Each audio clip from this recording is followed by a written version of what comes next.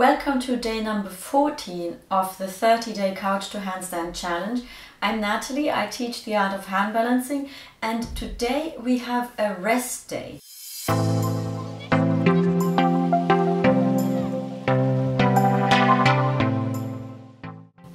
A rest day is a very good day to take stock of everything we've done so far, and generally also when you're starting to practice a new skill, it's good practice to do as we just did in the last 2 weeks, to practice for 6 days moderately under an hour and then take a day of rest. So you will have noticed that the type of exercise we do is maybe a bit different from everything you've done before. If you come from yoga, for example, you will feel that hand balancing has a little bit more of an edge to it that seeks to drive you towards pushing your boundaries. Whereas, for example, if you come from any kind of high impact training, or that's the thing that you've done before, then hand balancing has a little bit of a more focused and precision-based approach.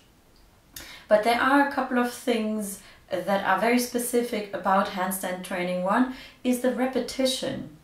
And maybe you find the repetition sometimes boring, or you find yourself practicing here and it starts to feel a little bit like a drag.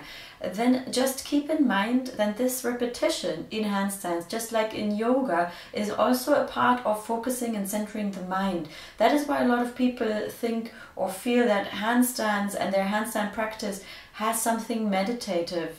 What you may also have noticed is that we are sometimes now trying to really push our boundaries a bit by working on endurance. So an important part of handstand practice are these endurance exercises that we do at the end of every session, where we are trying to have short breaks in between the exercises so that we reach a state of relative physical exhaustion where we can go a little bit further than we usually would, and thus push our limit, our physical limit, and also our resistance. So we're trying to heighten our resistance of the body to these kind of inverted states, and holding these inverted states, that are kind of quite unnatural in the beginning for the body. So we're trying to build up a resistance there by repeatedly exposing the body to an inverted position, which is the key element of handstand practice alongside all the exercises that we do to prepare, is exposing your body to that state of inversion.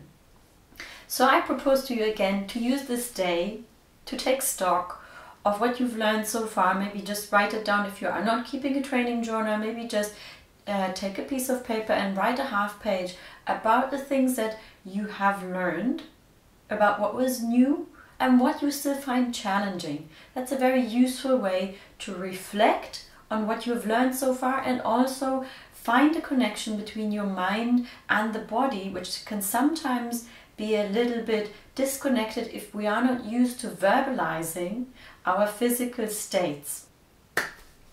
Yes? So I hope that I'll see you again in the next session, week number 3, day 1, where we are going to start trying to walk up on the wall.